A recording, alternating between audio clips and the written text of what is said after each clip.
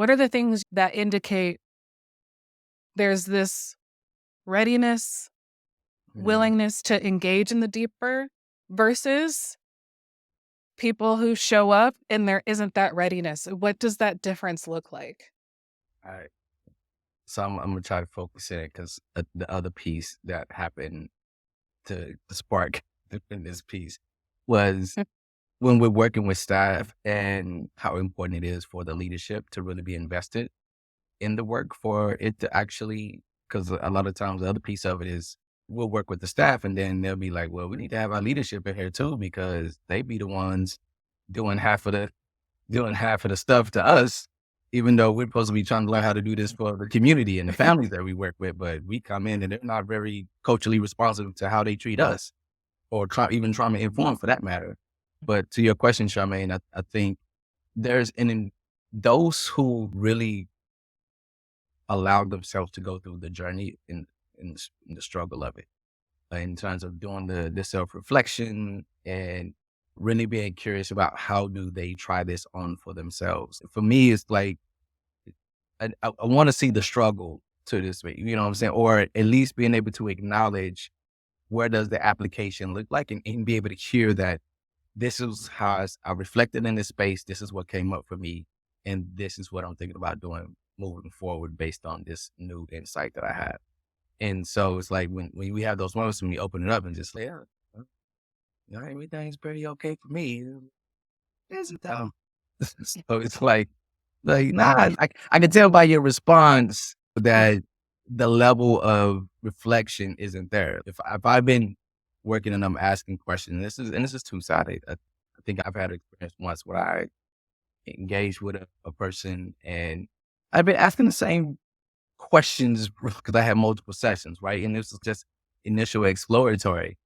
And they weren't able to give me, in terms of how they reflected on it, it wasn't about them. It was about other people. I was just thinking that. I'm sorry, keep going. And that capacity to not really own the experience for yourself is not going to allow Yeah. you to really get what you need to get out of it.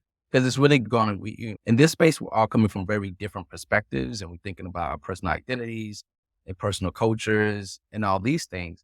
And that impacts how we experience the world. And if you can't acknowledge that, and not to say you need to give in to a certain, but you have to be able to acknowledge different perspectives. I think if you can't, that's really going to make it challenging for you to really lean into this space because it's such a great piece of the dynamic of, I might not even believe what you said, but I need to be able to see and understand why you're coming from that perspective based on your experiences. So that as we're trying to work through it, I have a better understanding of who you are, how you are, and why you're showing up the way you are, as the same as I'm understanding this about me, so that I'm aware that, oh, if I'm having to deal with this person, I have some biases, I have some things that are going to come up automatically based on my lived experiences. And I can't stop that if I just see that as the way things are and not as owning it as my own experience and recognizing that other people's experiences are different. Hmm. Oh my goodness. Yes. Sorry, I just blurted and interrupted you. I Yeah. just was sitting here listening, and then you said what I was thinking, and I just agree wholeheartedly. There are things that we see that indicate the readiness. And Jason, I appreciate you you're calling me to reframe how I say things. And I really like the term readiness. Are people ready? Even in thinking maybe the relationship between us and clients is about readiness. And that doesn't mean it has to always be that way. It can change. Thank you for that.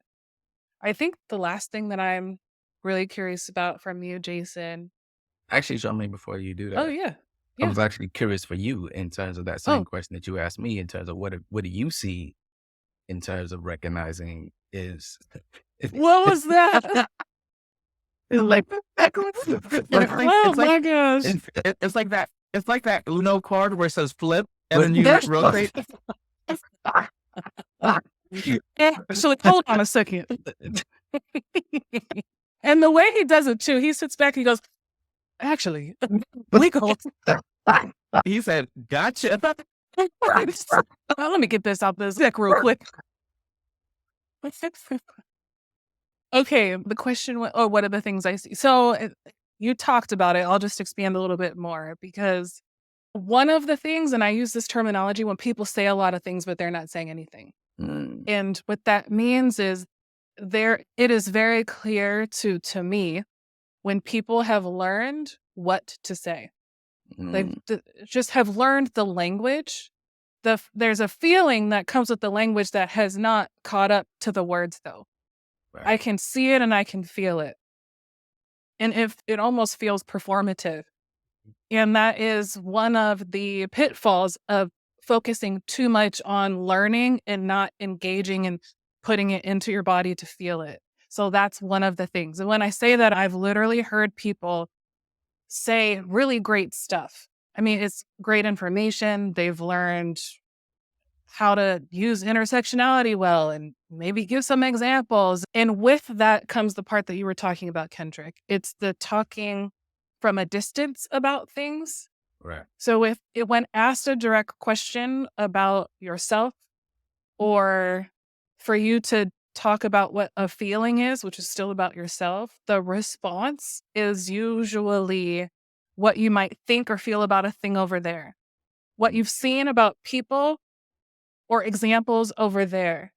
And it takes away from the focus on you. So if I'm asking very explicitly, hey, your task for last week, you said you really wanted to challenge yourself and ask them like pretty difficult questions of your staff because you wanted to hear this from them, blah, blah, blah. How'd it go? And the response is, it went okay. When I asked these types of questions, and we totally exit what I said. Ask these types of questions. People really like to hear the things and blah, blah, blah. People like to hear the space and people love it's all about other people. When my question was, what was it like for you to do that? What did you experience? So I'll go back. I usually go back and there's still an exit. And when someone exits a couple times, it indicates to me that there's a struggle, but not always not ready yet. So I will take the time to say, hey, I've noticed that when I ask you these questions about you, your feelings, this moment, your response is going outward and we're talking about other people. Have you noticed that? Yes or no? Would you want that to be different? Because if we can focus on you and your experience, it's going to help you grow in the way that you're saying you want to grow. Is this okay? Sometimes people say yes. Some people say, well, and there's a struggle, but you at least, I feel responsible for pointing out what I'm seeing. More often than not, people allow that to happen. It's only been like once or twice where it just wasn't happening. It wasn't the thing. But that's what I see. That's actually the bulk of what I do with people.